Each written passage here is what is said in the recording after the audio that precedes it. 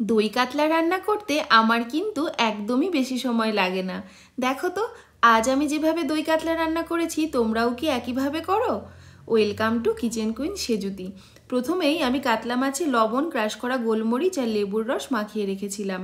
এরপর কড়াইতে তেল গরম করে মাছগুলো হালকা বাদামি রং হয়ে আসতেই ভেজে তুলেছি।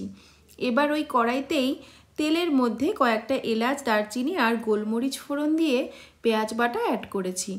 পেঁয়াজ হালকা লাল হয়ে আসলেই আদা, রসুন আর কাঁচা লঙ্কার একটা পেস্ট মিশিয়ে দিয়েছি। আমি কয়েকটা কাঠবাদাম আর কাজু বাদাম ভিজিয়ে রেখেছিলাম, সেগুলোকে পেস্ট করে অ্যাড করেছি। তারপর একটু লবণ আর চিনি মিশিয়ে মশলার কাঁচা ভাবটা চলে গেলেই অ্যাড করেছি ফেটিয়ে রাখা টক দই। এই সময় গ্যাসের ফ্লেমটা কিন্তু একদমই কমিয়ে দেবে। এরপর কিছুক্ষণ নাড়াচাড়া করার পর ভাজা মাছগুলো অ্যাড করে সামান্য জল দিয়ে হাই ফ্লেমে ঢেকে রেখেছি। ঢাকনা খুলে কাঁচা লঙ্কা কুচি আর সামান্য ঘি দিয়ে আবার লো ফ্লেমে কিছুক্ষণের জন্য ঢেকে রেখেছি। ব্যাস, রেডি হয়ে গেল দই কাতলা। এটা রান্না করতে আমার কিন্তু খুব কম উপকরণ লেগেছে। একদিন শুধু আমার মতো করে রান্না করে দেখো, আমি বলতে পারি নেক্সট দিনও তুমি এই পদ্ধতিতেই রান্না করবে।